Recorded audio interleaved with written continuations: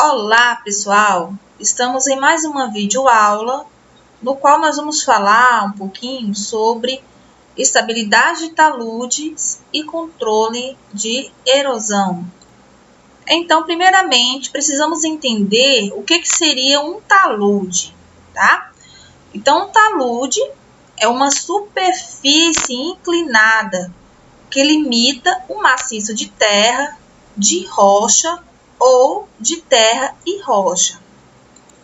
Então, os taludes, eles podem ser naturais, no caso das encostas, ou artificiais, no caso de taludes de corte e aterro. Tá? Então, aqui temos um exemplo, um desenho representativo, no qual o talude, né, ele é o limite de um determinado maciço de terra, de forma inclinada, né, ou não, né, inclinada quando é artificial, certo?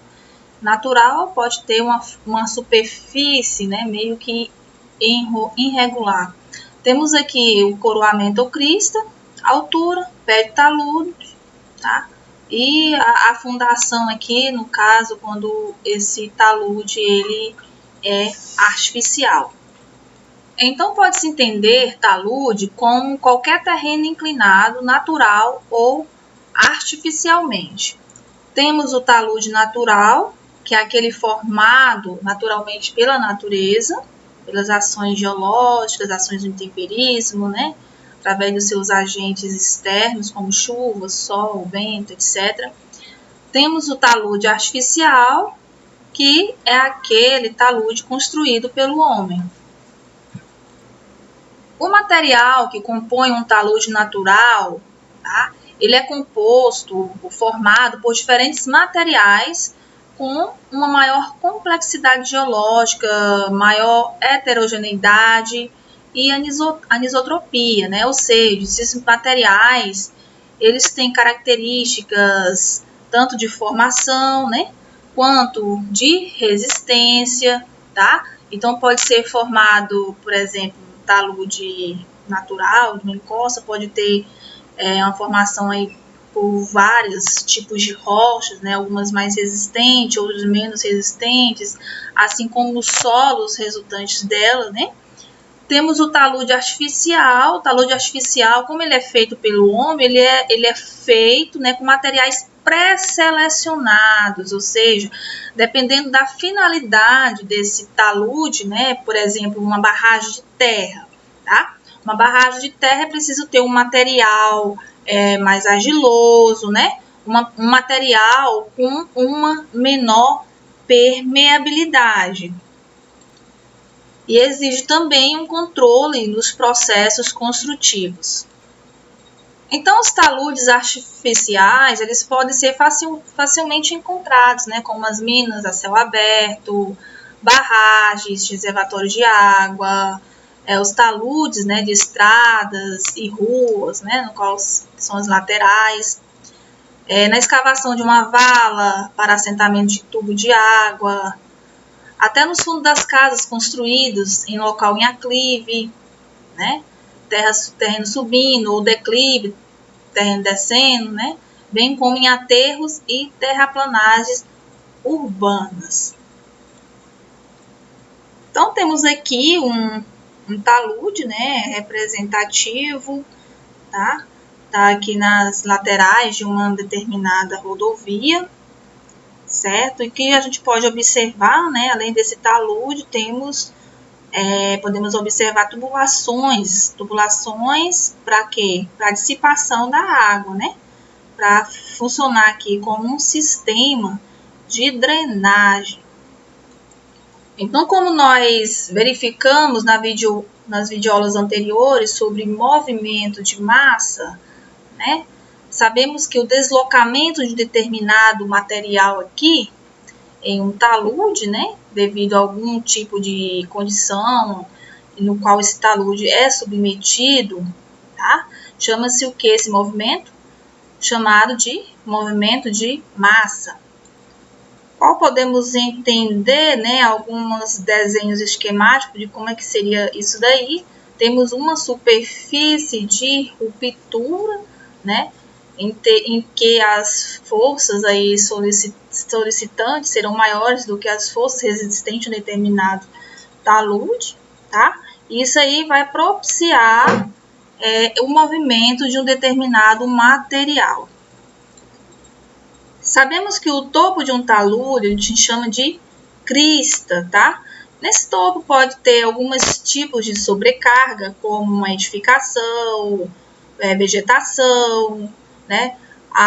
Dependendo dos agentes aí climáticos, né? Acontece uma chuva nesse local, acontece uma infiltração. Essa água ela infiltra, percola, ou seja, cria caminhos no interior, né, desse corpo do maciço, tá?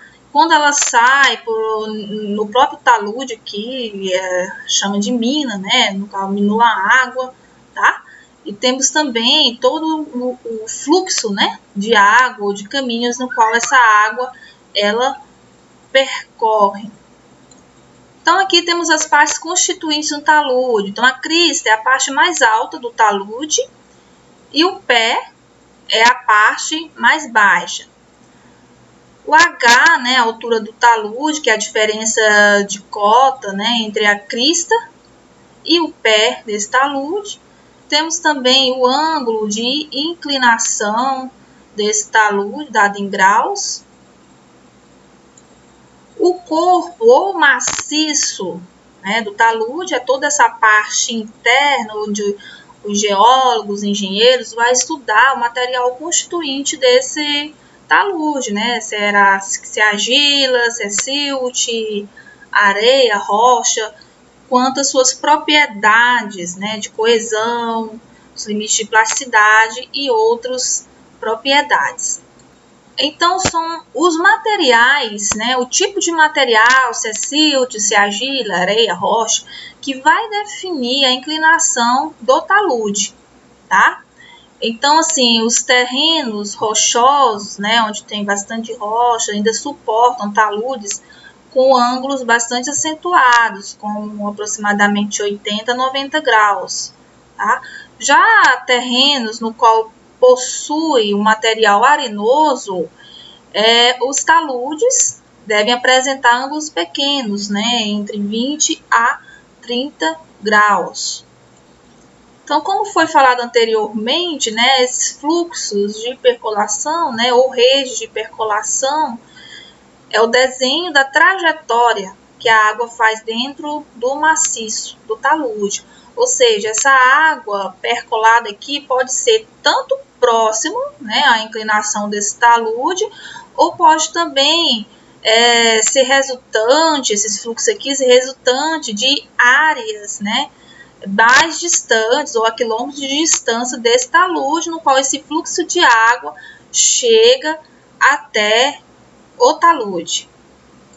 Como foi falado também anteriormente, né, que essa água que percola, geralmente elas vão aflorar aqui na superfície ou do pé do talude, mas quando ela aflora na própria inclinação, né, desse talude, ela também é chamada de mina, né, ou bico. Bico, no caso, seria uma mina melhorada, com instalação de alguma determinada calha, pedaço de bambu, um cano.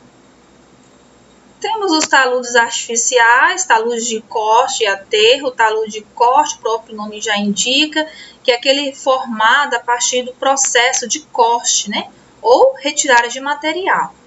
Já o talude de aterro é aquele formado a partir da deposição de material, né, da terraplanagem e de botas fora. Então, temos aqui um exemplo das diversas etapas e formas de aproveitamento de um talude. Temos um talude natural, né, que é aquele formado pelas ações geológicas, ações do intemperismo ao longo dos anos, tá?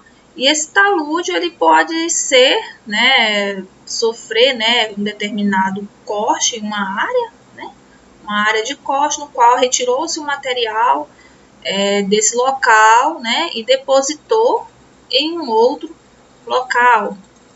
Então, assim, esse material de corte, quando ele é retirado, ele é aproveitado quando ele é um material de boa qualidade, né? Caso contrário, ele é jogado, né? Joga-se na área e bota fora, tá? Às vezes quer fazer um talude com material mais coeso e às vezes o material no qual foi cortado é um material arenoso, por exemplo, né? Então, assim, não tem interesse para um determinado projeto. A área de aterro é a parte que se enche, que se aterra do talude com material de boa qualidade.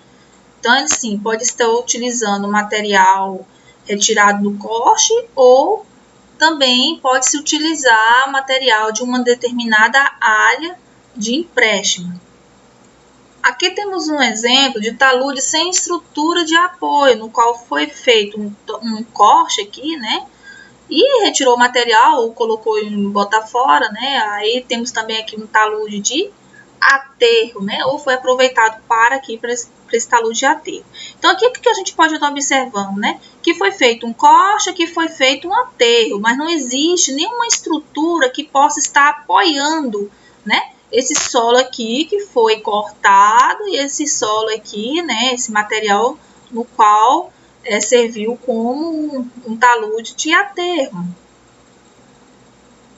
Caso, dependendo das sobrecargas, aqui temos vegetação, né? Choveu, aqui não existe uma segurança para esse solo, né? Então, dependendo das situações do local, esse solo pode estar desmoronando. Assim, podemos também estar observando nesse talude de aterro, que não tem nenhuma estrutura de apoio. Nesse outro exemplo, já temos taludes com estrutura de apoio, né? Aqui temos um talude de corte, mas também executou uma estrutura de apoio, né? Para firmar ou para apoiar, segurar, né? Esse corte aqui, esse solo, né? Que foi cortado, tá? Então, temos um muro de arrimo, né? Ou seja, foi utilizado para arrimar, para conter, né? Para segurar. Então, o que a gente pode diferenciar, né? O muro de arrimo, ele segura, né? E o muro de contenção, ele é utilizado para conter, tá? Então, o muro de contenção, ele contém um determinado talude aqui de aterro. Então, temos aqui as partes de um muro. Temos o coroamento, né, que é a viga que combate a flexão lateral e transfere o esforço da coxina para o gigante ou contraforte. O gigante, né, o sinônimo gigante, utilizado na contenção do aterro ou contraforte no arrimo de corte. Temos a coxina de contenção, que segura, abriga, contém o aterro, ou coxina de arrimo, que é aquele que arrima ou suporta o corte, tá? Então, temos essas diferenças em que gigante utilizado, né? Fala em gigante, que é utilizar na contenção, o contraforte no arrimo, mesma coisa, a coxina de contenção aqui contém e a coxina de arrimo aqui suporte, aqui suporta, né? Temos a sapata, né? Como são estruturas feitas, precisa ter uma fundação, né? Então, com o peso do aterro em cima, ajuda o gigante, apoiando no solo firme, ajuda o contraforte. Então, qual é a finalidade do muro de contenção, tá? Então, a finalidade do muro de contenção seria o quê? Ganhar espaço no terreno de cima, ou seja, tem um determinado imóvel, mas devido a ter um talude ali existente, né? Às vezes está perdendo uma determinada área. O que acontece? Temos aqui uma divisa desse imóvel. Então, a solução seria o quê? Fazer um determinado aterro, né? E por ter uma via, né, de acesso ali, é preciso também estar contendo, né? Contendo esse aterro. Então, pretende-se aproveitar essa área, né? Pretende-se construir, né? Fazer uma determinada edificação. Tá? Então, aqui é a situação durante a construção do muro de contenção do aterro, no qual o muro de contenção ele serve para quê?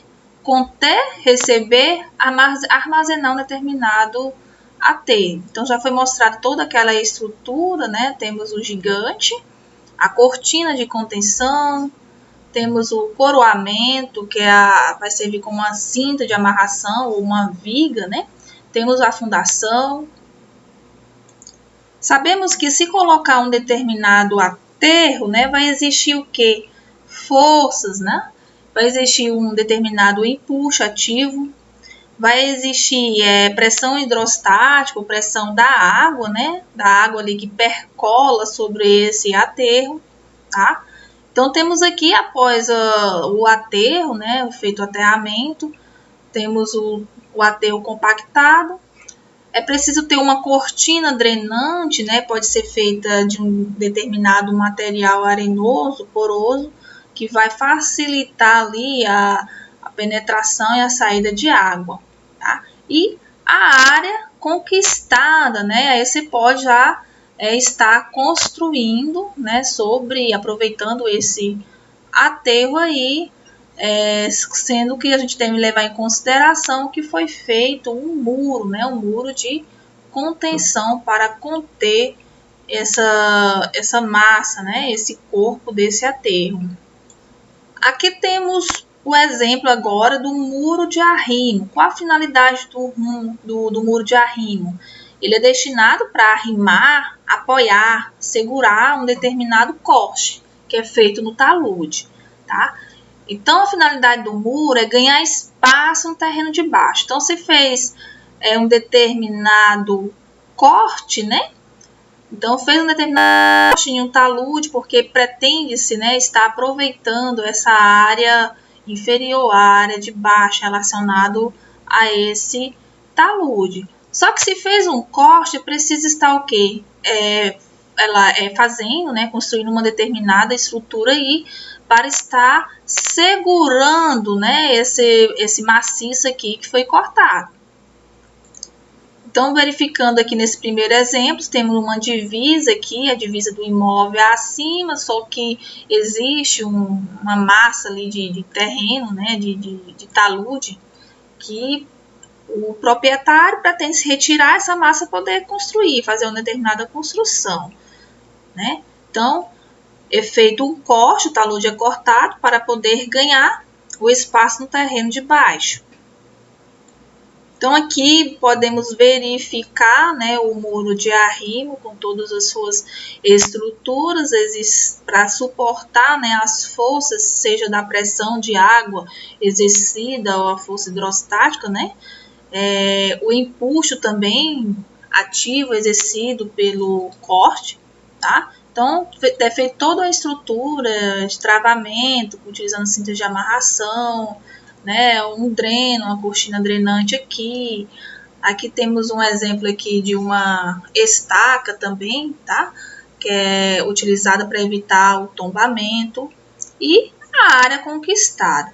Então, fez toda uma estrutura ali para segurar esse corte, esse terreno, né? Então, conquistou espaço, né, para poder fazer uma determinada construção.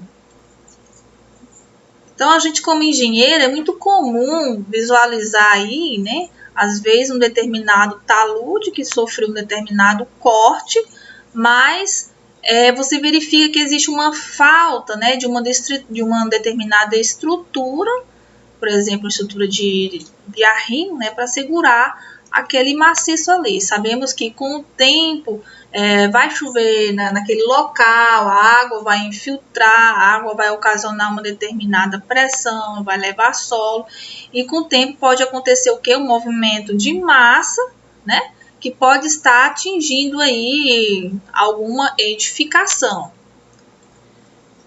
Então é isso, pessoal. Espero que vocês tenham gostado. Até a próxima videoaula. Tchau, tchau.